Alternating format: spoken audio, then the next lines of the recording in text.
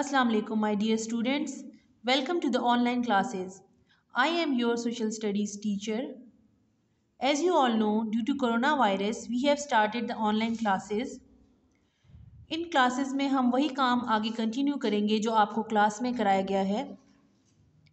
So, students, please open your books and pay attention to the page mentioned by the teacher. And let's start our topic of today. That's page number 82. Agriculture in Pakistan. Pakistan is blessed with fertile flat land and a suitable climate of farming. The floodplain of Punjab and Sindh are most favorable for growing a variety of crops. However, this cultivable area is only 35% of the total land area of the country. सबसे पहले agriculture किसको कहते हैं? Agriculture ज़राअत को कहते हैं. यानी हमारे मुल्क एक जो है वो ज़रई मुल्क है. यहाँ पे हर तरह की हम फसलें उगाते हैं. तो इसके बारे में बेसिक इन्फॉर्मेशन आपको बताई गई है. Pakistan is an agriculture country, यानी पाकिस्तान एक ज़रई मुल्क है. सबसे पहले Pakistan is blessed with fertile flat and suitable climate for farming. हमारा मुल्क को अल्लाह ताला ने बहुत सारी नेमतों से नवाजा है, जिसमें एक ये है कि यहाँ पे हमारी ज़मीन जो है वो बहुत ज़्यादा फ़र्टाइल है. फ़र्टाइल का मतलब है जिसमें आसानी से काश्त हो सके, जिसमें पौधे आसानी से उग सकें. एंड अ सुटेबल क्लाइमेट, और क्लाइमेट सबसे पहले जो है किसी भी सब्ज़ी के उगने के लिए या किसी भी फल या किसी भी दरख्त के उगने के लिए उसका वहाँ पे माहौल अच्छा होना चाहिए. उसको प्रॉपर धूप मिलनी चाहिए, जितनी उसके लिए पानी की ज़रूरियात है, वो जो सारी इसकी चीज़ें हैं वो होनी चाहिए. तो अब हमारे मुल्क में अल्लाह ने इन तमाम चीज़ों को हमें नवाजा हुआ है. हमारे पास दरिया भी हैं, नहरें भी हैं, हमारा फ़र्टाइल जो है लैंड जो है वो भी फ़र्टाइल है, जिसकी वजह से हम आसानी से ज़राअत कर सकते हैं. The flood plains of Punjab and Sindh are most favorable for growing a variety of crops. और इसमें हमारा जो पंजाब और सिंध का इलाका है वहाँ पे जो है वो बहुत ज़्यादा फेवरेबल का मतलब है कि वो जहाँ पे आप आसानी से उन चीज़ों को काश्त कर सकें. Growing a variety of crops, तो इसमें बहुत सारा की हम सब्जियाँ, फसलें, गंदम, अनाज, ये सब कुछ हम काश्त कर सकते हैं. However, cultivable area is only 35% of the total land area of the country. लेकिन cultivable का क्या मतलब है? जिसमें आप ज़राअत या खेत या काश्त कर सकें, वो कितना है? वो 35% है. यानी 35% के ऊपर आप जो है वो ज़राअत को कर सकते हैं. उसके अलावा जो बाज़ इलाके हैं वो पथरीले हैं, या वो रेगिस्तान है, या वहाँ पे पानी की कमी है, या उनका माहौल इस तरह है कि वहाँ बहुत ज़्यादा सर्दी है. तो मतलब इस तमाम चीज़ों का जो है वो इन्हिसार होता है कि अगर आप कास्ट जो करते हैं तो उसमें डिफरेंट चीज़ों का होना ज़रूरी है. तो 35% जो है वो हम ज़राअत के काबिल है. आगे है लैंड डिस्ट्रीब्यूशन. लैंड डिस्ट्रीब्यूशन का क्या मतलब है कि किस तरह से जो है हम ज़मीन की डिस्ट्रीब्यूशन करते हैं, ज़मीन को तकसीम करते हैं. तो उसके लिए एक है फॉरेस्ट, यानी कि जंगलात. फार्म लैंड, यानी कि जिसमें वहाँ पे आपके खेत आ जाते हैं. Scrub and waste land. Scrub and waste land का मतलब है कि जहाँ पे आपका जो है वो सारा ऐसा इलाका है जो काबिल काश्त नहीं है. और क्लाइमेट का मतलब है वहाँ की आबो हवा. तो अब सबसे पहले डिस्ट्रीब्यूशन जो है वो फॉरेस्ट के ऊपर हम आते हैं. फॉरेस्ट क्या है? Forest are tracts of land where many trees grows. यानी जंगल वो उसको कहते हैं इलाके को जहाँ पे बहुत सारे दरख्त. आपने जंगल को कभी देखा होगा तो वहाँ आपने देखा होगा कि कितने बहुत सारे दरख्त होते हैं. They contribute to the natural environment of a place and are home to variety of birds and animals. और क्योंकि वहाँ पे बहुत जंगल में बहुत सारे दरख्त होते हैं तो वहाँ पे हर तरह के एनिमल्स और बर्ड जो उस इलाके की, उस माहौल में, उस आबो हवा के ऊपर हो सकते हैं, पाए जाते हैं. Forest are an important geographical feature because. अब फॉरेस्ट क्यों इंपॉर्टेंट है? इसमें चार उनकी बातें हैं. दे इन्फ्लुएंस द वेदर, यानी वो जो है वो वेदर को इन्फ्लुएंस करते हैं. जैसे अगर जहाँ पे जिधर जंगल होगा वहाँ पे आप ये देखेंगे कि वहाँ पे ऑक्सीजन ज़्यादा प्रोड्यूस होती है, वहाँ पे वेपरेशन ज़्यादा होती है, तो उसकी वजह से बादल जो हैं, और उससे बादल के बनने से बारिश, और बारिश की वजह से उस इलाके का माहौल जो है वो बहुत बेहतर हो जाता है. तो ये सब चीज़ें जो हैं ये वेदर को इन्फ्लुएंस करती हैं. They provide food, herbs and would and other resources. यानी ये क्या हमें देती हैं? इन जंगलों से हमें डिफरेंट किस्म की खुराक, जैसे फल, सब्जियां, ये चीज़ें, हर्ब्स जो होती हैं वो जड़ी बूटियाँ, और वुड का मतलब होता है लकड़ी जिससे हम डिफरेंट किस्म के काम करते हैं, जैसे फर्नीचर बनता है या और हर तरह सी जगह पे लकड़ी इस्तेमाल होती है.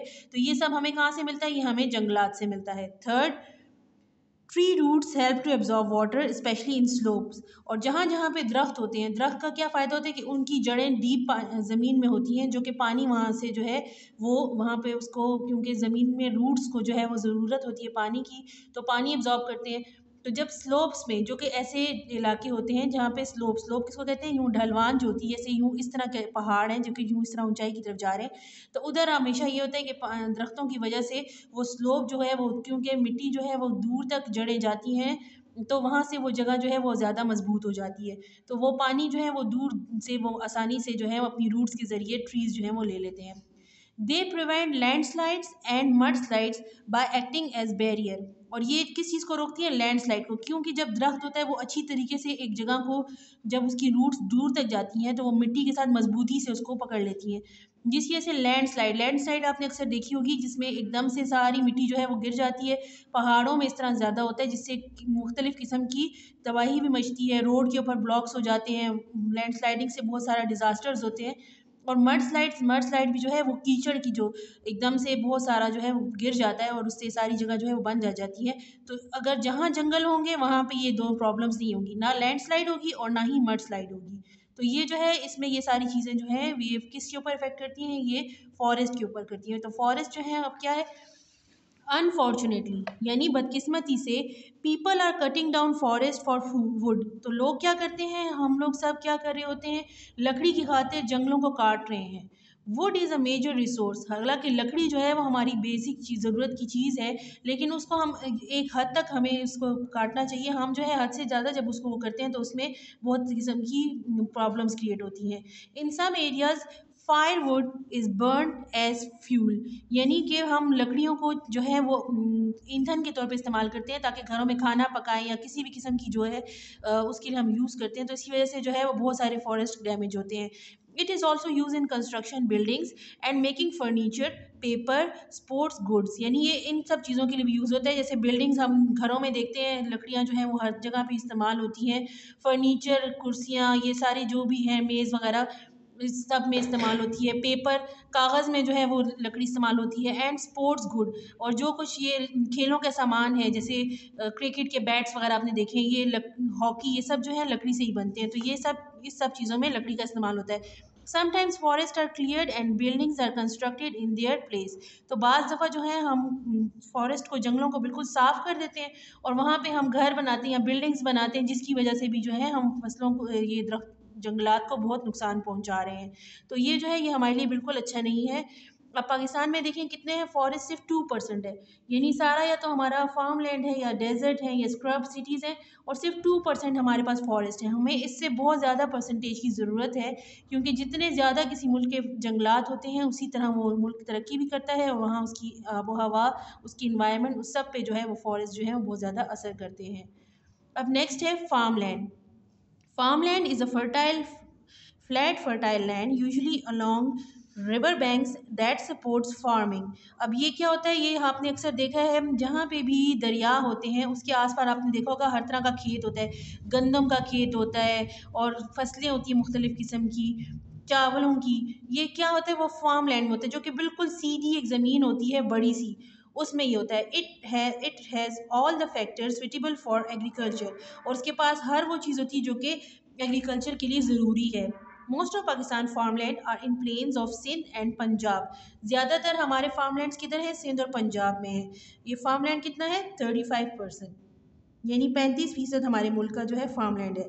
तो इसमें जहाँ तक ये बताया गया, गंदम की कपास, गंदम, ये सारी वीट जो है, ये सब जो है इधर फार्मलैंड में हमारी होती है। स्क्रब एंड वेस्टलैंड, स्क्रब का मतलब है जो कि बिल्कुल गलत हो, ज़ाया हो जाए, फालतू जो होते हैं, जिधर हम ज़्यादातर काश्त नहीं कर सकते। Scrub and wasteland are flat rocky areas with poor quality soil.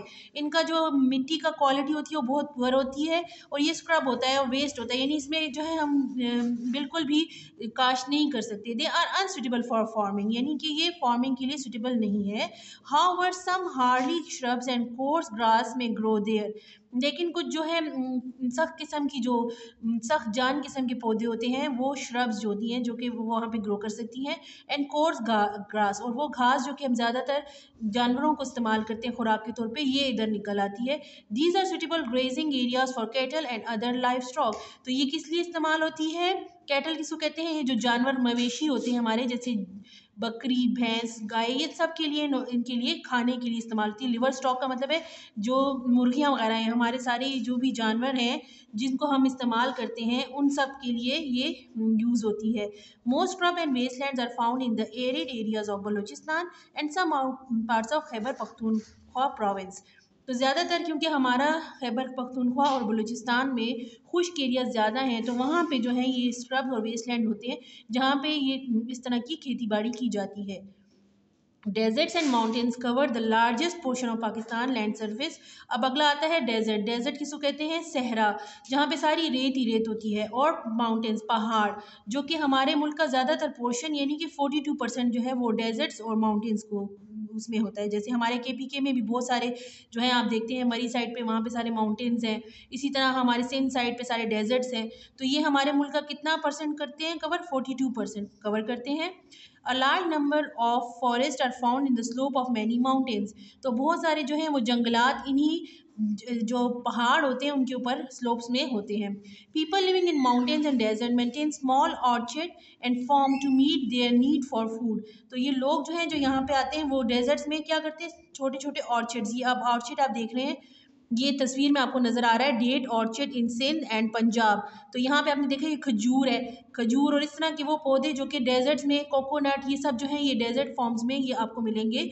तो यहाँ पे लोग ये जो ऑर्चिड्स बना लेते हैं ताकि उनकी खुराक की ज़रूरियात पूरी हो सके। सो ये हमारे आज का टॉपिक था, एग्रीकल्चर इन पाकिस्तान। हमने इसकी रीडिंग की है। I hope you have fully understand all the points, and inshallah in the next session we will complete this topic. So please underline the difficult words if you have any, and again read the entire lesson. Inshallah we will continue it from the next class. Thank you. Allah Hafiz.